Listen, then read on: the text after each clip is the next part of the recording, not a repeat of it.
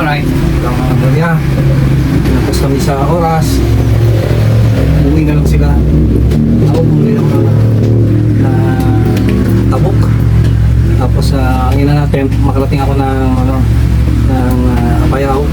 And I was presuming na may daan sa Apayao to somewhere over ng Baguio Madlang or go down in Abra. Incidentally, wala pa daw. Sabi ng taga-ron. Saka wala rin sa Waze. So I decided, kasi ang unang advice sa akin, pwede ang bumaba ng norte, north sa Cagayan, sa Claveria, tapos malayo pa rin. So, and the nearest is to go back here, because of Duwag. And that's what happened. Right, so Jempo, nakalimutan ko, yan Santo pala ngayon. So ang daming events, ang daming affair sa bayan. At kukunti ang kainan. Puno ang resort at walang tutulugan. Buti na lang yung resort meron. So at least secured na yung tulugan. As for the pagkain, nagpansit batit patong ako kanina dun sa Kalinga. Ngayon magano naman ako, pansit kabagan. Okay, dito sa Tuao, Cagayan Valley.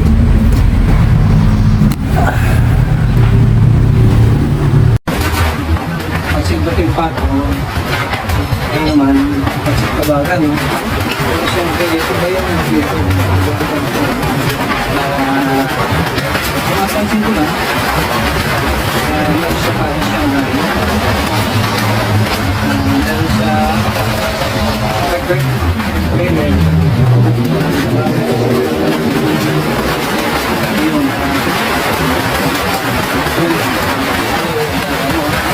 Pork.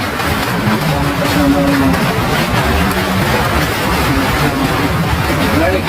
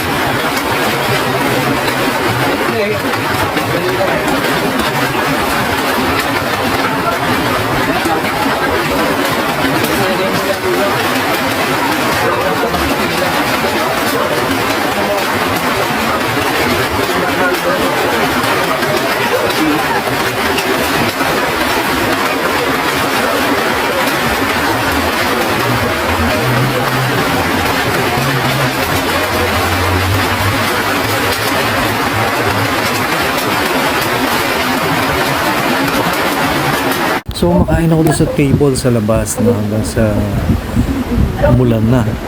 No, tapos palakas yung ulan. And I was forced to get into this big house kasi ito yung pinaka-restaurant.